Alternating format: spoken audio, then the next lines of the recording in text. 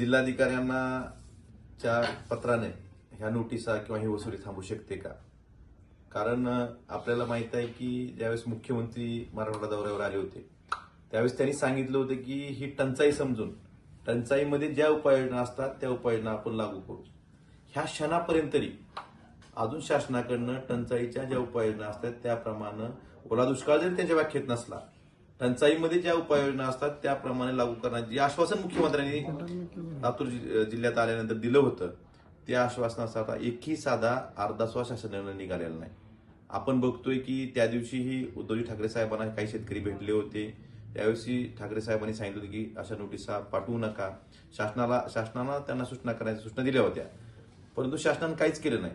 आता आपण बघतोय की बऱ्याच गावांमध्ये आतापर्यंत जी माहिती मिळाली की 7-8 गावांमध्ये शेतकऱ्यांना या वसुलीच्या नोटिसा निघाल्या आहेत.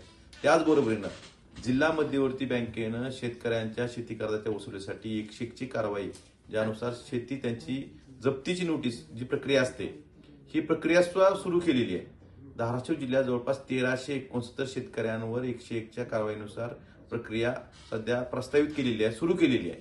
असं असताना एका बाजूला शेतकरी कर्जमाफी मागतोय, पंजाबप्रमाणे मदत मागतोय आणि ती द्यायचं तर लांबच, टंचाईच्या उपाययोजना जाहीर करायचं तर लांबच, पण शेतकऱ्यांना कर्ज वसुलीच्या नोटिसा पाठवून बँकामार्फत जिल्हा बँकेची असेल किंवा सरकारी बँकेच्या असतील हे शेतकऱ्यांच्या जखमीवर मीठ चोळायचं काम हे सरकार करतंय. आणि जिल्हाधिकाऱ्यांनी पत्र दिलं म्हणून कुठेतरी आपण त्या बाजूची बाजू मांडत असाल तर हे चुकीचं आहे.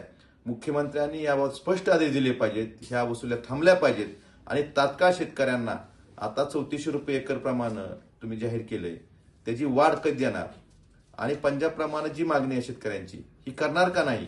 आणि दुसऱ्या बाजूला कर्जमाफीची ही योग्य वेळ परत आम्ही म्हणतोय की ही योग्य वेळ नाही का? अजून किती नुकसान झालं शेतकऱ्यांचं मुख्यमंत्र्यांना बघायचं किंवा सरकारला बघायचंय.